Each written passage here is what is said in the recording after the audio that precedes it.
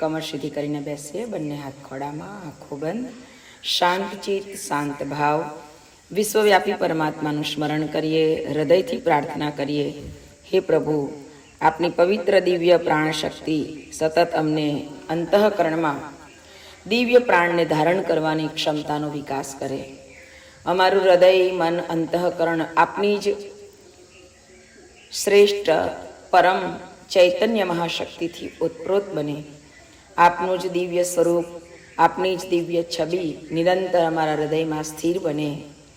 અમારા અંતઃકરણની અંદર એવી શુદ્ધતા, એવી પવિત્રતા, એવી વિશુદ્ધતા પ્રદાન કરો કે જેથી કરીને અમે આપના દર્શન અમારા ભીતરમાં કરી શકીએ. આ ક્ષમતાઓને વિકસિત કરવા માટે કેટલી આપણી અંદરની કશાય, કલ્મસ, દોષ, દુર્ગુણોને આપણે દૂર કરવા પડે છે.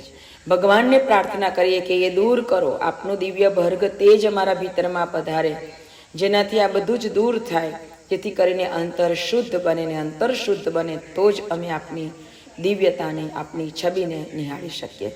તો એવી ક્ષમતા આપણને સૌને પ્રાપ્ત થાય એવી હૃદયથી મંગલ પ્રાર્થના કરતા, સર્વના કલ્યાણની કામના કરતા એક સાથે એક સ્વરમાં સ્વસ્વર ગાયત્રી મહામંત્રનું ઉચ્ચારણ કરીશું.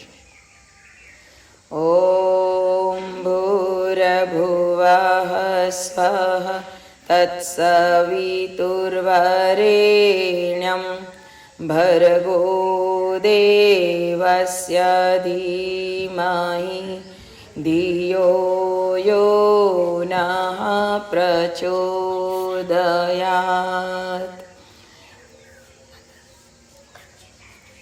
ઓમ વયં બોધમયં નિત્યં ગુરુ શંકરરૂપિણો યમાશ્રિતો હિ વક્રોऽપી ચંદ્રઃ સર્વત્ર વંદ્યતે. અખંડાનંદબોધાય શિષ્ય સંતાપહારિણે સચ્ચિદાનંદરૂપાય તસ્મૈ શ્રી ગુરવે નમઃ.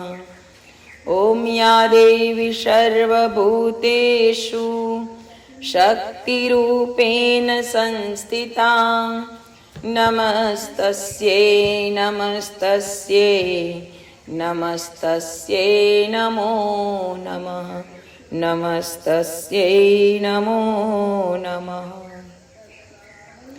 પરમ પૂજ્ય ગુરુદેવ, પરમંદનીય માતાજી, આદ્યશક્તિ, વેદ માતા, દેવ માતા, વિશ્વ માતા, મા ગાયત્રીના પાવન સાનિધ્યમાં, સંરક્ષણમાં આજે આપણે જ્યારે યુગ ઋષિ, યુગ દ્રષ્ટા, વેદ મૂર્તિ તપોનિષ્ઠ પંડિત શ્રી રામ શર્મા આચાર્યજી પરમ પૂજ્ય ગુરુદેવની એક દિવ્ય વિશ્રામમાં બેઠા છીએ, ત્યારે પરમ પૂજ્ય ગુરુદેવ વારે વારે આપણને સમયે સમયે જે તે ઉત્સવ, જે તે તહેવાર આપણા સંસ્કૃતિને અનુરૂપ આવતો, ત્યારે એની વિશેષતાને, એની મહત્વતાને, એનું જે સમય પરિસ્થિતિને પ્રમાણે એમને કરેલા જે કાર્યો છે એનું આપણને દર્શન કરાવતા, એટલે કે એની વાત કરતા. સમયે સમયે એમના અમૃતવાણીની અંદર પણ પરમ પૂજ્ય ગુરુદેવે આપણને એવા અનેક સંતો, ભક્તો, શહીદો હોય એવા બધાને યાદ કરીને આપણને અંદરથી, આપણા ભીતરમાંથી આપણી શક્તિઓને ઝકઝોડવાનો પ્રયત્ન કર્યો છે. તો પરમ પૂજ્ય ગુરુદેવની આ જે વાત હતી કે સમયે સમયે એમને યાદ કરીને આપણી અંદરની ચેતનાને જાગૃત કરવી, તો એવો આ સમય, એટલે તમે જુઓ કે હમણાં 23મી તારીખે પૂનમ હતી, હનુમાન જયંતિ. તો હનુમાન જયંતિને આપણે યાદ કરીએ કે હનુમાનજી, આજે તમે જુઓ કે જેટલા રામ રક્ષા સ્તોત્રના પાઠ ના થાય એટલા હનુમાન ચાલીસાના પાઠ થયા, એટલા સુંદરકાંડના પાઠ થયા.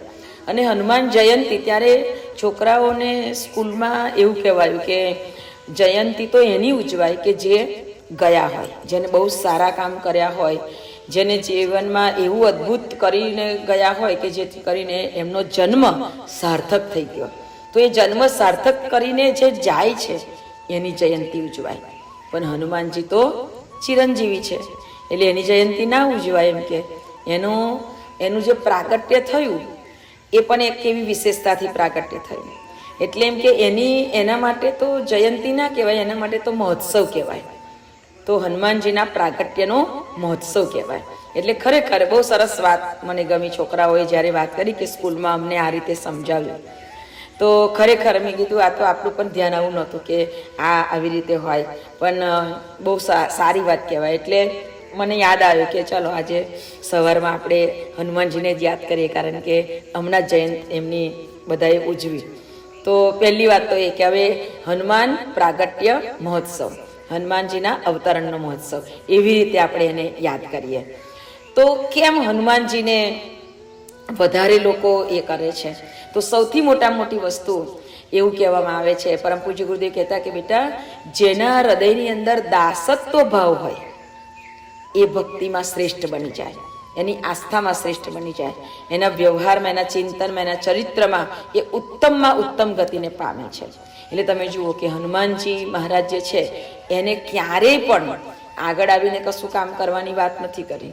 હંમેશા યશ કે એવું લેવાનું હોય તો પાછળ બેઠા હોય, હંમેશા વ્યવસ્થિત બધી પરિસ્થિતિઓ હોય તો પાછળ બેઠા હોય, પણ જેવો સંકટ આવી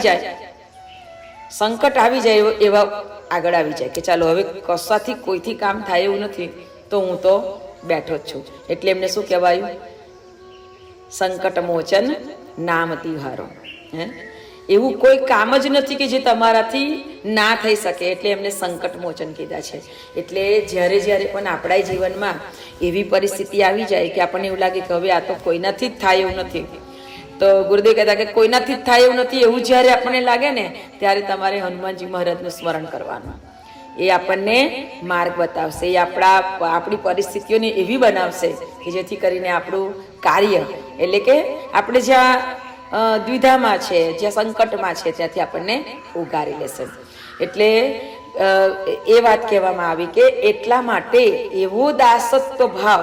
અને આમે જુઓ તમે કે શ્રીમદ ભાગવત મહાપુરાણની અંદર પણ જે નવધા ભક્તિ બતાવી છે, ભક્તિના 9 પ્રકાર, એમાં કીધું છે કે શ્રવણમ, કીર્તનમ, વિષ્ણુ સ્મરણમ, પાદ સેવનાથ, અર્ચનમ, વંદનમ, દાસ્ય. આ દાસ ભક્તિ 8મા નંબરની આવે. અને નવમી ભક્તિ આવે તો કે સખ્ય આત્મનિવેદનમ. સખ્ય આત્મનિવેદન. 9 પ્રકારની ભક્તિમાં દાસ ભક્તિ એ બહુ મોટામાં મોટી ભક્તિ છે. અને શ્રીમદ ભાગવત મહાપુરાણની અંદર જ્યારે વૃત્તાસુરની વાત આવે ને, ત્યારે તો વૃત્તાસુરે તો ભગવાનને એવી પ્રાર્થના કરી, દાસાનુદાસો ભૂતાસ્મિ, એટલે કે મને દાસનો પણ દાસ બનાવજે, મારે કોઈ બીજું આગળનું પદ નથી જોઈતું, પણ મને દાસનો પણ દાસ બનાવજે. એટલે કે ભગવાનની ભક્તિ કરે એ તો શ્રેષ્ઠમાં શ્રેષ્ઠ ખરું જ, પણ ભગવાનની ભક્તિ કરનારો, ભગવાનનો જે દાસ છે એ દાસના પણ દાસ બનવું ને એ ઉત્તમ કાર્ય છે. જેવી રીતે લૌકિક જગતમાં તમે જોજો કે છોકરાઓ તો વહાલા હોય, પોતાના છોકરાઓ તો વહાલા હોય, પણ છોકરાના છોકરા હોય ને એ પાછા વધારે વહાલા હોય. એટલે ભગવાનને કોણ વધારે વહાલું બને? દાસનો પણ દાસ વહાલો બને. જેવી રીતે લૌકિક જગતમાં છોકરાના છોકરા વહાલા બને, એવી રીતે આ આધ્યાત્મિક જગતમાં દાસનો દાસ હોય એ ભગવાનને વહાલો બને. તો આપણે એ પરિસ્થિતિમાં જવા પ્રયત્ન કરવાનો. મોટે ભાગે શું થાય, કોઈના કરતાં થોડાક આગળ વધે તો આપણા મનની અંદર કોઈને કોઈ ઈર્ષાનો કીડો સરવડાટ કરવા માંડે. પણ એ ના થવો જોઈએ. પણ એની અંદરની જે વૃત્તિ છે, શ્રેષ્ઠ ભાવનાઓ છે, એની અંદરની જે લાગણીઓ છે, એને આપણે યાદ કરવાની હોય, અને એ યાદ કરીને એની પાછળ જવા પ્રયત્ન કરવાનો હોય. તો હનુમાનજી મહારાજ એમાં શ્રેષ્ઠ હતા.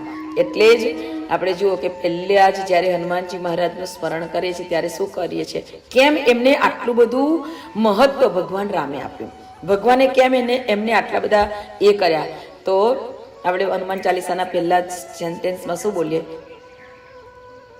જય હનુમાન જ્ઞાન ગુણ સાગર, જય કપીશ તિહુ લોક ઉજાર.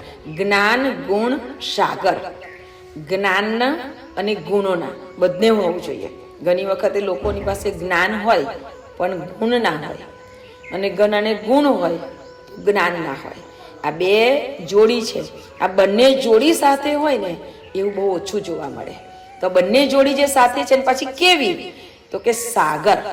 તો સાગરની જે વાત કરી, તો સાગર એટલે કે કોઈ પણ વસ્તુનું માપ કાઢવું હોય તો માપ કરતા આપણે એને માપી ના શકીએ એવું બને તો એને સાગર કહેવાય. એટલે કે જે અનંત અગાધ, જેનું માપ ના નીકળી શકે એને સાગર કહેવાય. એટલે શેના સાગર હતા? તો કે જ્ઞાનના અને ગુણોના સાગર.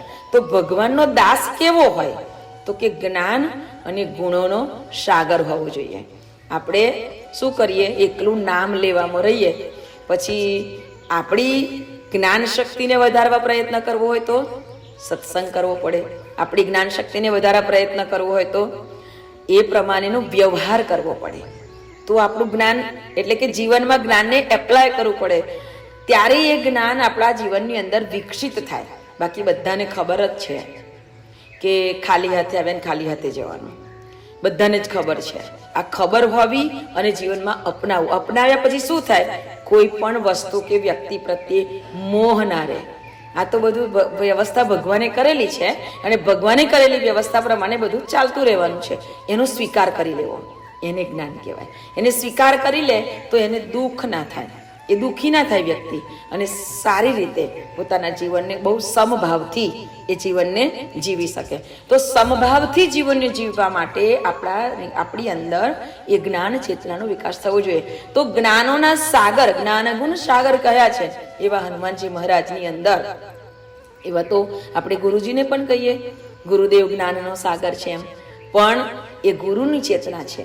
જ્યારે હનુમાનજી એ ગુરુ ચેતના જેવા તો ખરા જ, પરંતુ સાથે સાથે જ્ઞાનની ચેતનાથી ઓતપ્રોત છે અને દાસની ચેતનાથી ઓતપ્રોત છે. દાસ્ય ભાવ છે.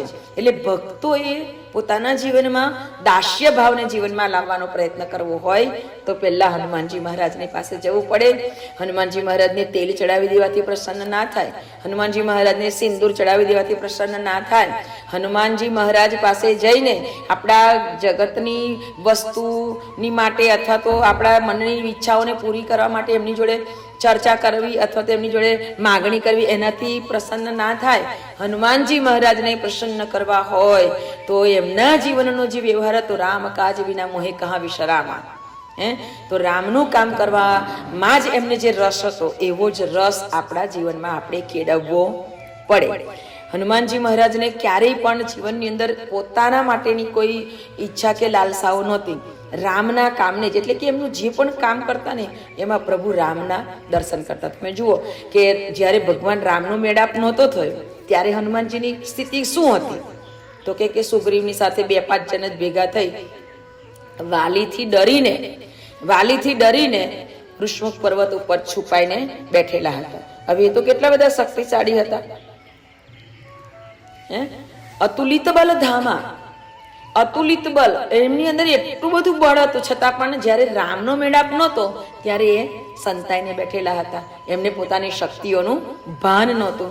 પણ જેવા રામનો મેળાપ થયો, જેવો રામનો મેળાપ થયો એવા જ એમની અંદરના બધા જ શૌર્ય, સાહસ, શક્તિ, બલ, જ્ઞાન, બુદ્ધિ બધાનો વિકાસ થયો, બધાનો આમ પ્રાદુર્ભાવ થયો. આપણા જીવનમાં પણ એટલે કહેવાયું છે કે રામને મળવા એટલે કે ભગવાનની સાથે આપણે જ્યારે ભેટો થઈ જાય ત્યારે આપણી અંદર આ બધી શક્તિઓનો વિકાસ થાય. પણ ભગવાનની સાથે ભેટો આપણને કોણ કરાવે? ભગવાનની સાથે ભેટો કોણ કરાવે? તો કે હનુમાનજી મહારાજ. તો કે એવું કેવી રીતે બની શકે? તો એનો સરસ મજાનો વાલ્મીકી રામાયણમાં બહુ સુંદર વાત, રામચરિત માનસમાં એની સરસ વાત કરવામાં આવી છે. જેવી રીતે રામચરિત માનસની રચના ગૌસ્વામી તુલસીદાસજી મહારાજે કરી, તો તુલસીદાસજી મહારાજે પણ એનું પ્રમાણ આપ્યું કે પહેલા હનુમાનજીને મળો ને તો રામ મળે જ. જ્યારે ગૌસ્વામી તુલસીદાસજી મહારાજનો એક ક્રમ હતો, બિલકુલ એવી સ્થિતિમાં રહેતા હતા, સાધારણ સ્થિતિમાં, એકદમ ગરીબ સ્થિતિની અંદર તેઓ એ પોતાનું જીવન વિતાવ્યું. પણ એમનો એક નિયમ હતો કે જ્યારે સવારે એ જાય બહાર જવા તો હાથમાં લોટો હોય અને બહાર ઝાડે ફરવા જાય. આપણો પહેલાનો સમયનો આ શબ્દ કે ઝાડે ફરવા જવું છે, એટલે લોટો લઈને નીકળવાનું, જઈને પોતાનું કામ પતાવીને પાછા ફરે ત્યારે પાછા ફરતી વખતે લોટામાં જે જળ બચે એ એક ઝાડને અર્પણ કરે, એક ઝાડને રેડે.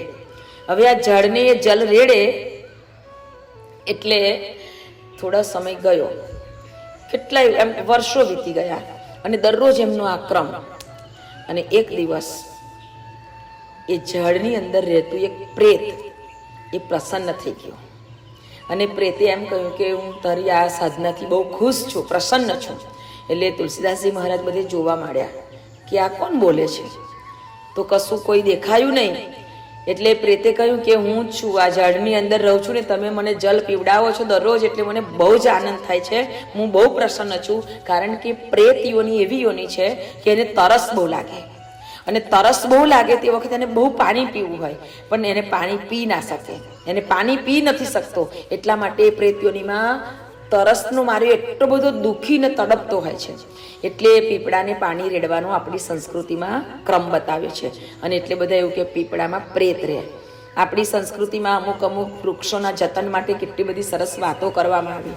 એટલે તો પરમ પૂજ્ય ગુરુદેવે આપણને વૃક્ષ ગંગા અભિયાન તરફ પ્રેરિત કર્યા કે વૃક્ષો વાવો. અને વૃક્ષો વાવો એટલે આપણી 7 પેઢી નહીં, આપણી 71 પેઢીમાંથી કોઈ પણ વ્યક્તિ પ્રેત ના બને. એનો બહુ મહિમા છે. વૃક્ષ ગંગા અભિયાન જે ચલાવ્યું અત્યારે આપણે શાંતિકુંજ હરિદ્વારથી ચાલી રહ્યું છે, અને એમાં આપણે પણ બહુ સરસ રીતે પાર્ટિસિપેટ થયા.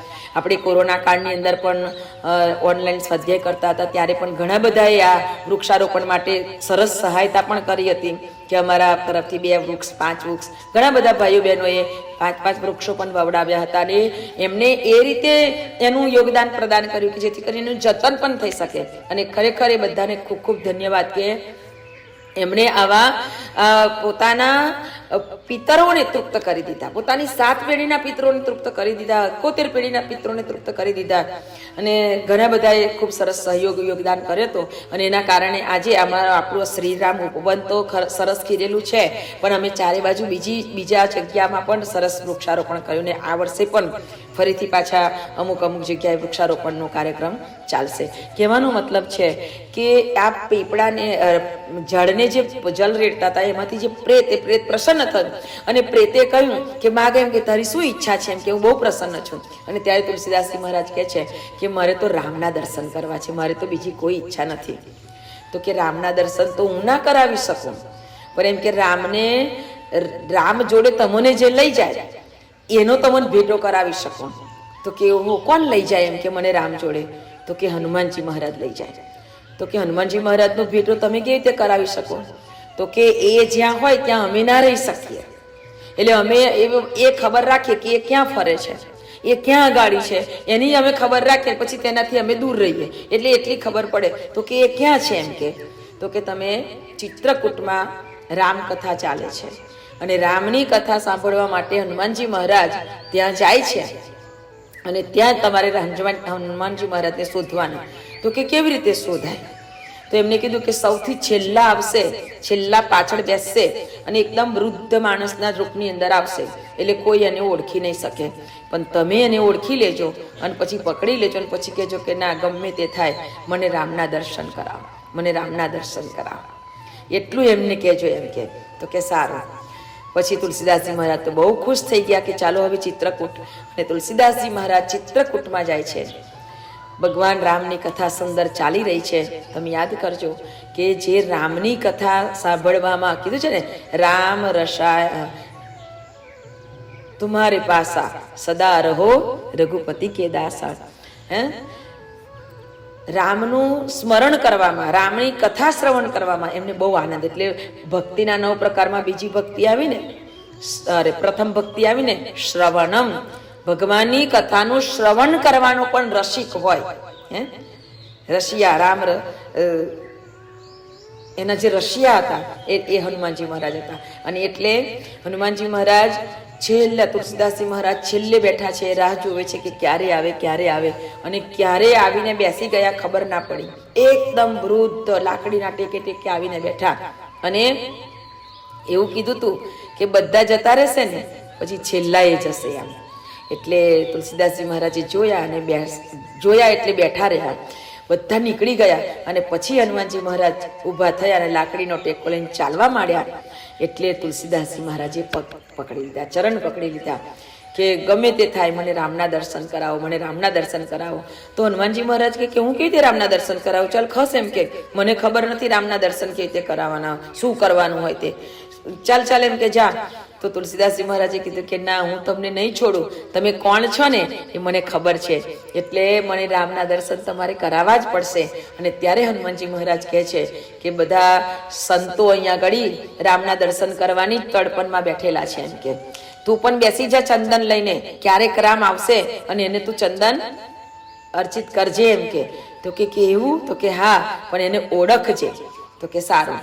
અને પછી તુલસીદાસજી મહારાજ ચંદન ઘસવા બેસી જાય છે. ત્યાં આગળ ઘાટ ઉપર બધા બહુ જ સંતો બેઠા છે. કીધું છે ને, ચિત્રકૂટ કે ઘાટ પર ભય સંતન કી ભીડ, તુલસીદાસ ચંદન ઘસે તિલક કરે રઘુવીર, શિયાવર રામચંદ્ર કી જય.